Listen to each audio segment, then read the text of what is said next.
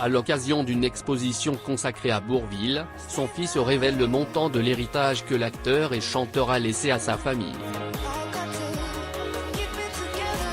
Bourvil héritage. Alors que Louis de Funès a droit aux honneurs post-mortem à la Cinémathèque française, pour une grande exposition aux portes de Bercy, c'est à Lille que son meilleur compagnon de séjour. Bourvil, André Rimbaud de son vrai nom, est décédé il y a tout juste 50 ans. Et à l'occasion de l'événement qui lui a été organisé à Lille, le cinéma de Bourvil, jusqu'au 4 octobre au Palais Riour, son fils, Dominique Rimbaud est revenu à ce personnage emblématique. Il explique aux Parisiens, Bourvil, même si mon père ne nous faisait pas faire nos devoirs, c'est lui qui nous a incités à apprendre l'anglais. Un maigre héritage. Heureusement que la langue de Shakespeare n'est pas le seul héritage que Bourvil a légué à ses enfants, Dominique et Philippe. Le premier déclare à nos confrères que son père était à l'abri du besoin.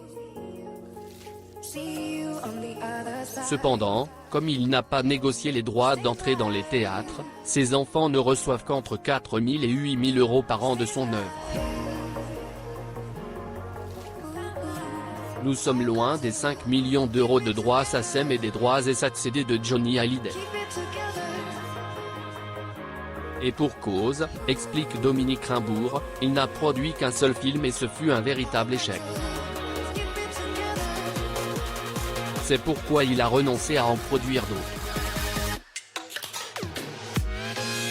Aujourd'hui, mon frère et moi obtenons surtout des droits sur des chansons, comme Fruits Salade, mais je ne pleure pas du tout sur mon sort. Bourvil, le maigre héritage qu'il a laissé à ses enfants alors qu'une exposition à Lille est dédiée à la carrière de Bourvil, son fils se livre dans les colonnes du Parisien. Le 23 septembre 1970, il y a 50 ans, Bourvil décède à l'âge de 53 ans. Ses jours sont comptés, mais il continue à jouer dans plusieurs productions à gros budget. Avec par exemple Les Talons de Jean-Pierre Mocky et Le Mur de l'Atlantique, mis en scène par Marcel Camus. Cela n'a pas empêché le grand succès du film lors de sa sortie quelques semaines après sa perte.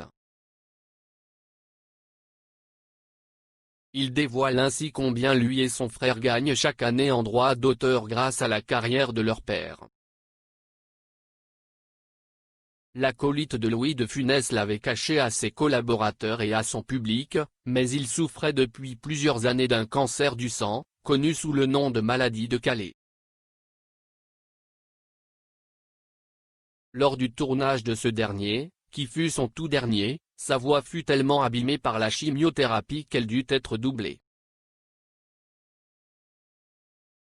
Pour rendre hommage à Bourvil, une exposition intitulée Le cinéma de Bourvil lui est spécialement dédiée à Lille. Un événement réalisé dans le cadre du festival Ciné-Comédie, qui présentera aussi Le Cornio et la Traversée de Paris. Afin d'en faire la promotion, Dominique Rimbaud, l'un des deux fils de la star, a convenu de faire quelques confidences dans les colonnes du Parisien. Dominique Rimbaud se confie sur l'héritage de son père. Dominique Rimbaud l'affirme, si son père était très pris par son travail, il tournait le jour et était sur les planches la nuit, mais veille. Il prenait des vacances avec nous. Chaque été, nous allions à notre maison de campagne et chez ses parents à Bourvil. Et puis, quand bien même mon père ne nous faisait pas faire nos devoirs, c'est lui qui nous incitait à apprendre l'anglais, souligne-t-il dans le célèbre quotidien. Un héritage moral qu'il valorise bien plus que l'héritage financier qu'il lui a laissé. Il faut avouer que, comme l'explique l'intéressé, celui-ci est assez mince par rapport à la grande carrière de l'acteur, il était à l'abri du besoin.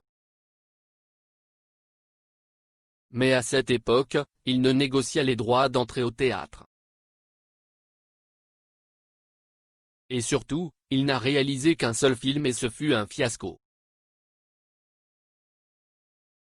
C'est pour cela qu'il a renoncé à en produire d'autres. Aujourd'hui, mon frère et moi ne recevons de son travail qu'entre 4 000 et 8 000 euros par an, dit-il, mais il n'y a pas moyen qu'il se plaigne. Je ne pleure pas du tout sur mon sort, clame-t-il pour clore le sujet.